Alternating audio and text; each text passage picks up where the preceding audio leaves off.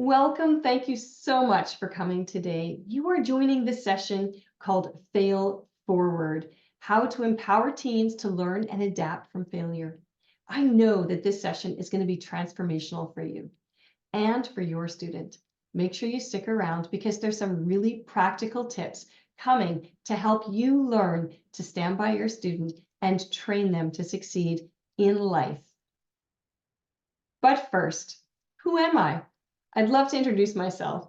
I'm Teresa. I am your language arts mentor with Discern to Learn.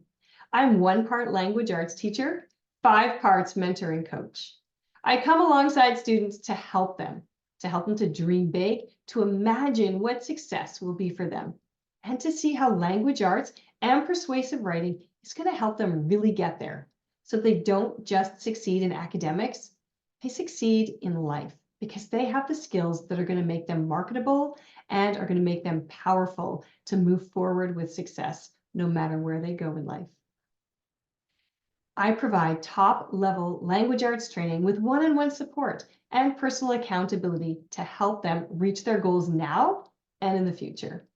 Let's begin. Preteens and teens want responsibility. They're just like a 3-year-old who is demanding to tie their shoes all by themselves. Is your math finished? Have you cleaned the bathroom? I'm getting it. Stop bugging me. Just leave me alone. Don't you trust me? Preteens and teens, they want to be responsible.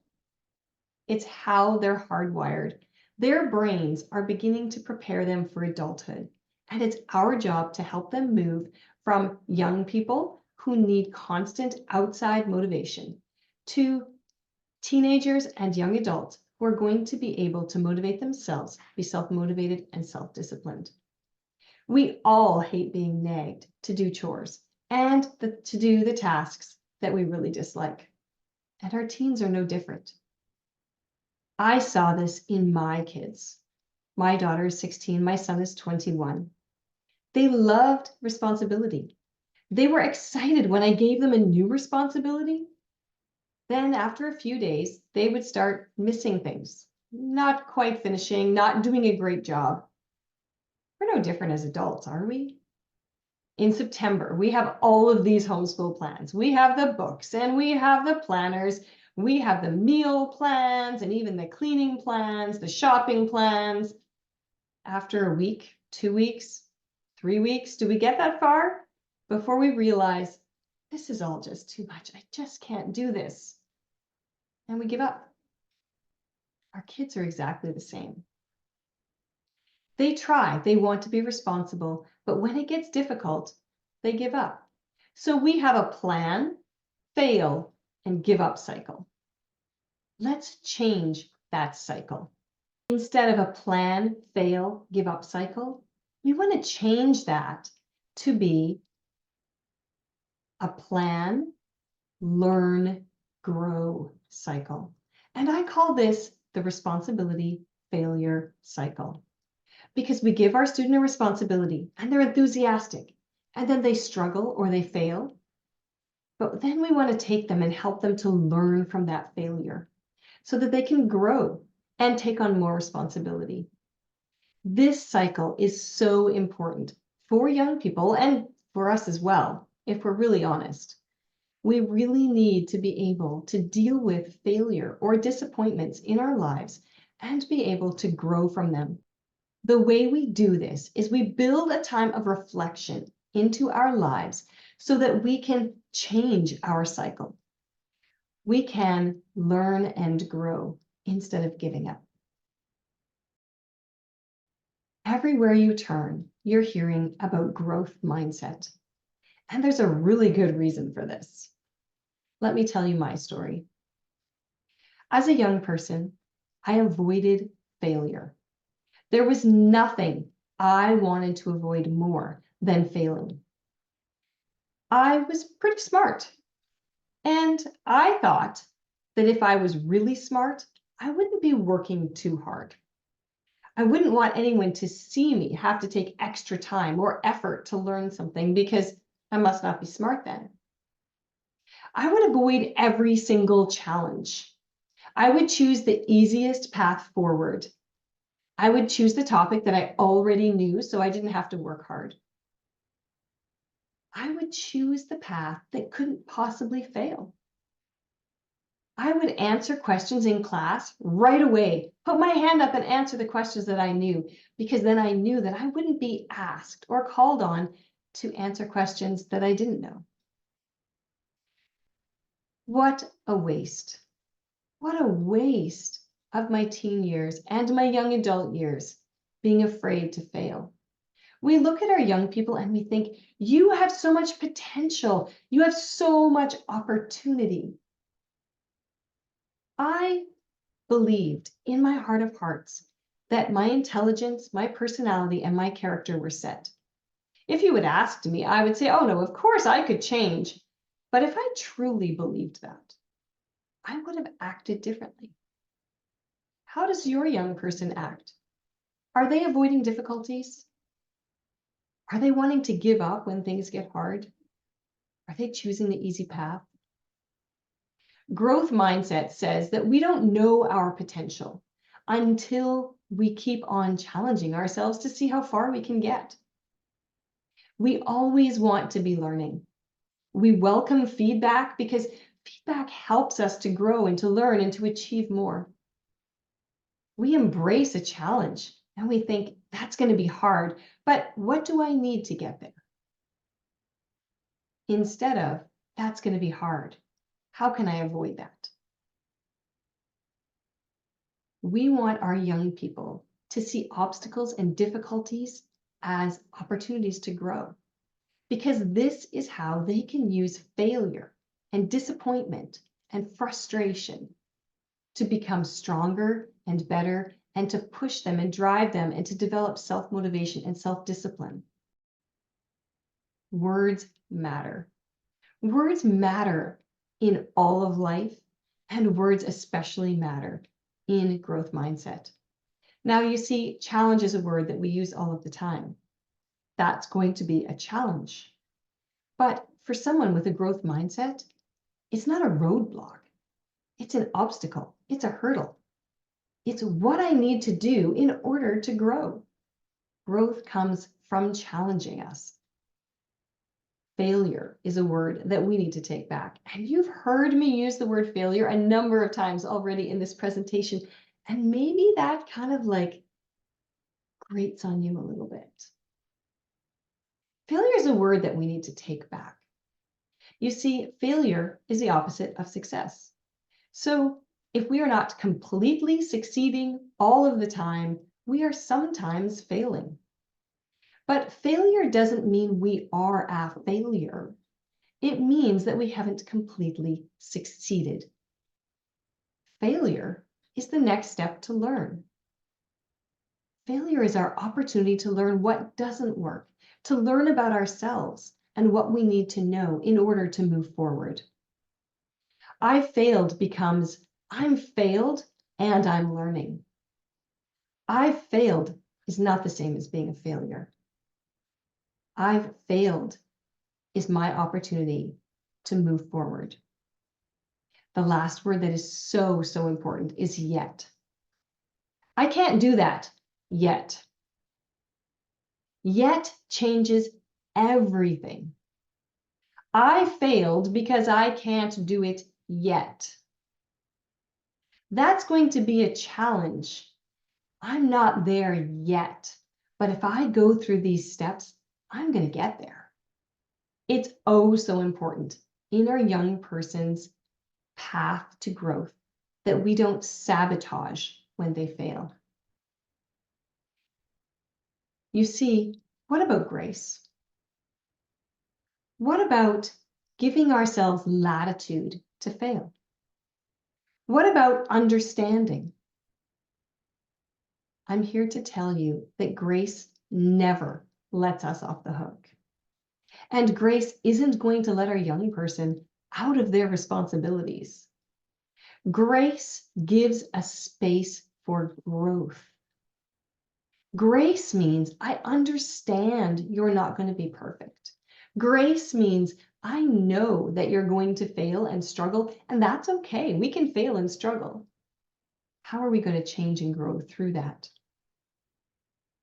We need to understand that it is not compassion or love to continually let our student give up and quit because something's hard. That's not grace, because grace doesn't let us off the hook. We don't want to enable our students to continually quit. And here is a very important word. It's continually. Sometimes we try something and we have to change the plan. Changing the plan is not quitting. Changing the plan is finding an alternative solution for growth. We want to help our students find those alternative solutions for growth to help support them on the next step of their journey. So yes, change the plan. Yes, learn about yourself. Yes, move on, but don't stop growing. So here's the practical advice, because I know that's what you really want.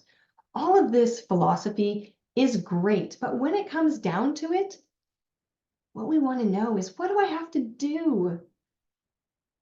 So today, let's talk about a few different practical things that you can do to help your student move forward in their growth process. First of all, when you give a responsibility or they take on a responsibility, they need to have a plan, and that plan needs to be specific and measurable. Now, you've heard this all of the time. If you've read anything online about making plans or setting intentions, we know that they need to be specific and measurable. And the reason for that is that's how we know whether we're growing or whether we're not growing. That's how we know when to reward ourselves and when we can be proud of our accomplishments. So for instance, let's think of one specific situation.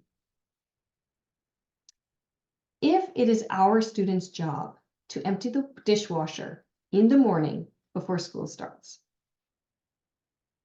that's very specific. It's very measurable. They have one thing to do. Is it done? So that is very clear. If the situation is more about emotional control, for instance, and I have some students who are challenging themselves in emotional control, and it's so exciting for me to see them set out these goals for themselves when they're 13, 14, 15 years old and say, I need to really get control of my tongue. I need to really get control of my emotions. So I'm going to give you an example from my own life. There was a period of time where I was struggling with angry outbursts. And this was really, really important to me that I get control of this. So what I did was, for every 15 minutes, I set a timer, and it would beep after 15 minutes. If in that 15 minutes, I had not lost my temper, in that I had not lost control of my tongue, then I would give myself one check mark. Now, the trick was, when I did lose my temper, I had to wipe them all off. Wow, that can be discouraging. So I haven't given that to any of my students. Instead, what I say to them is, for every half hour or every hour or every day, whatever it is, think of how many times you could have lost your temper, but you didn't. And reward yourself. Reward yourself for knowing that you didn't lose your temper when you could have, because that's how you see growth, and that's encouraging. So that's specific and measurable, even though it's about emotional control. The second thing is, you really have to know your student. Use their personality. Are they someone who needs very small cumulative changes? So they need to work on one habit, and then in a few weeks work on another habit and add it to that last habit? Or are they the type of student that needs big wholesale changes? And most young people are not the big wholesale change type of person, because that gets overwhelming and discouraging. How many times have you said, this homeschool year is going to be different? And you set out these big plans for yourself, and then it gets overwhelming and frustrating and discouraging, and you just want to quit. And you realize, all these plans were just too much. We don't want to set our young people up for that. So make sure you work with them inside their personality. Have them choose the goal. They need to invest in this. They need to want this happen. This can't be something that you foist on them and say, from now on, you need to take care of this and this and this and this and this, and it all needs to be done in this time frame. That's going to be too much. So make sure you use their personality in a way that's going to be effective so that they can learn and grow and not become discouraged. The third thing is sounds very counterintuitive, but I want you to plan to fail. This is normal. We all fail. We all struggle. We're going to go through days when we don't succeed at everything. In fact, most days we don't succeed at everything. Most days we don't get every task done that we want to have gotten done. So it's very important for us to set aside a time to think, to reflect. So very often this will be before we go to bed at night or first thing in the morning. For me, I can't do it at night because then I get frustrated and then my sleep is kind of not very good. So I do it in the morning and I look at yesterday and I say, what tasks needed to be done yesterday that I didn't do because they need to be done first today? What can I learn about myself from yesterday? Why did I not do those tasks yesterday? What made me procrastinate? How was I feeling about them? What can I learn? And how can I replan so that today will be different? So for instance, the dishwasher. Maybe your young person is supposed to empty the dishwasher every morning. Mom, don't nag. If they don't empty the dishwasher, don't comment. The biggest problem with all of these solutions is it comes down to our self-discipline, right? We need to be self-disciplined if we want our young person to be self-disciplined. So don't nag. Let the consequences happen naturally. At lunchtime, there's going to be dishes. They're going to be in the way. Throughout the day, the dishes are going to pile up. At some point, they're going to have to empty the dishwasher. And when they empty the dishwasher, they're going to have the extra work of taking care of all of the dishes that have piled up all day. That's the natural consequences. So the next day, when they're looking at the schedule, you can say, how did that feel that you had extra to do later because you didn't empty the dishwasher in the morning? Let them feel what that felt like. And they might be angry and they might be frustrated. That's okay. We all get angry and frustrated. Don't respond. How did that feel? Okay, do you want to feel like that again today? Okay, what can we do to make it a difference? So they might say, well, I'm going to empty the dishwasher right now. Okay, excellent. But tomorrow, instead of me reminding you, what are you going to do in order to make sure the dishwasher gets emptied? Maybe they need to set an alarm to go off every morning to empty the dishwasher. And then maybe they need a second alarm at like 10:30 in the morning, so that if they didn't do it first thing in the morning, that second alarm means whatever you're doing right now, stop. Go empty the dishwasher. So make sure the alarm is set for an appropriate time for that. You don't want that happening in the middle of a class or something. So it's really important that we make a plan to succeed for the next day. So this is what I mean by planning to fail. Setting a time aside to reflect, to plan, and to know what we can do to change our trajectory the next day. The fourth thing that we can do is to mind the gap. So, you know that bad feeling you have when you're procrastinating or when you get behind on something? It's really important that we feel that feeling. Think about it. What does it feel like when I get behind? I get frustrated. I get overwhelmed. That's not what I mean. What does that feeling feel like? Feel it. Be in the feeling. Sit in that horrible feeling for a few seconds or a minute. And then take that and put it in a little box and push it aside. And what would it feel like if I was on task and I got my things done on time and I was succeeding? What would that feel like? The answer is not good. Okay? That feels like light. That feels like joyful. That feels like wanting to laugh. Feel that feeling and sit in it. And then hold those two boxes in your hand and say, what do I want today to feel like? When we're thinking of procrastinating, when we're avoiding something, we need to hold those two boxes in our hand and we need to say, am I willing to feel like this just to put off this task for a little while when I could feel like this? Which one am I going to choose right now? Because the little bit of relief we get by procrastinating is not worth those terrible feelings at all. The fifth thing, get accountability. Your young person needs someone to tell when they have done something. When they're doing something that's really hard for them, they need someone to tell. So when they're done emptying that dishwasher, they can go, I emptied the dishwasher, and you can go, awesome, great job. Not because they know you're going to check up on them, but because you're their accountability partner. Maybe the accountability partner will be a sibling. Maybe it'll be someone else. For me, I hate to walk. So when I walk, I text my husband and I say, I went for a walk. And he goes, great job. It just feels good. It feels good to know that someone else cares that we've accomplished something. And beyond that, our accountability partner should have a set time to ask us.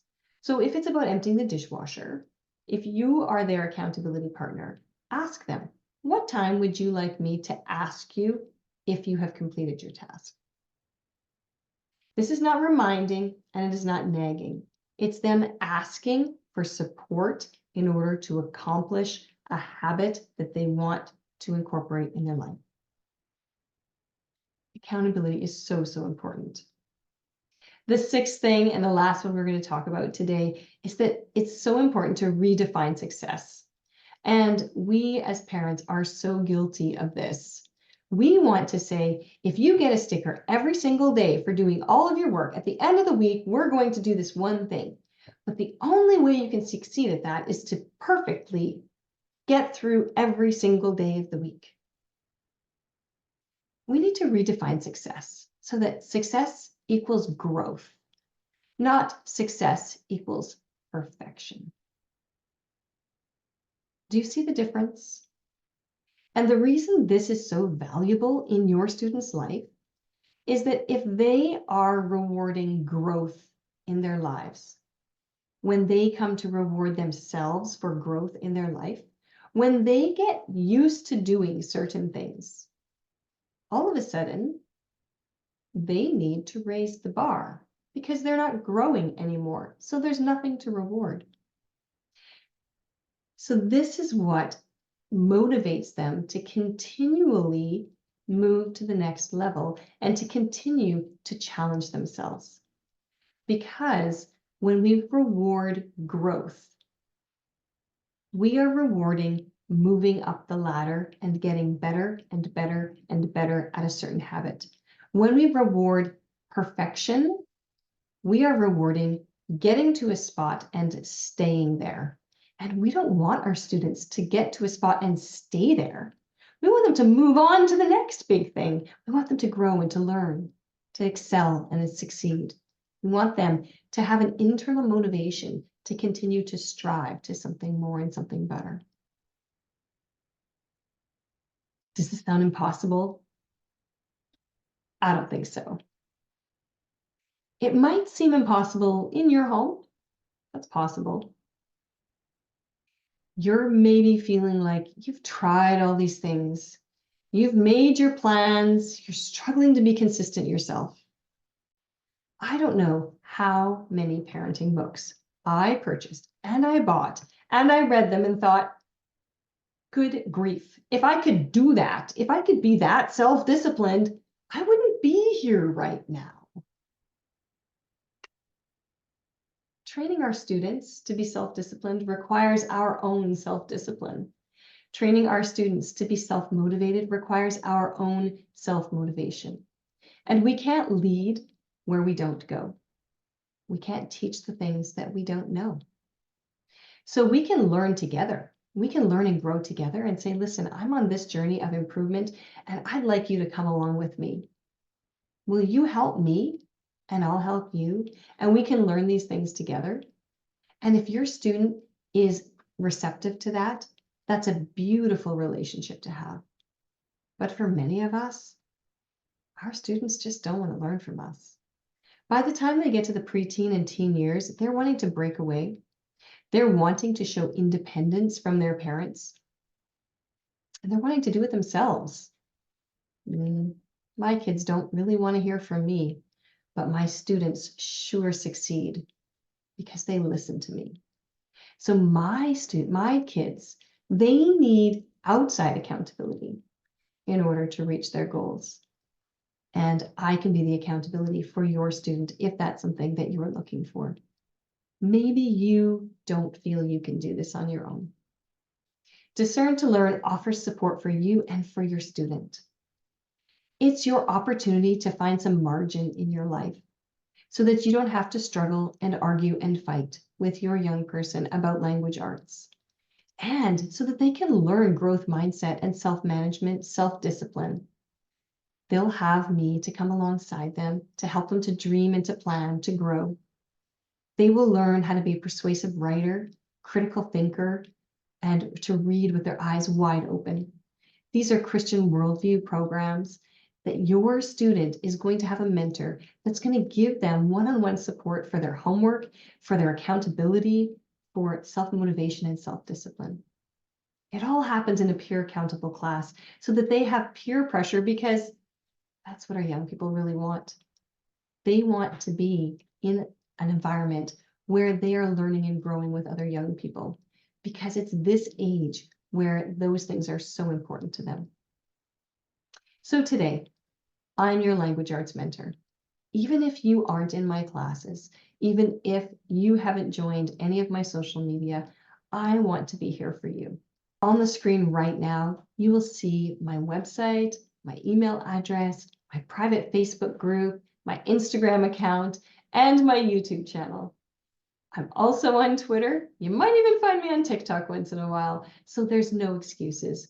Please do reach out. I'd love to hear your questions. Find the difference a mentor will make because you never, ever have to learn alone.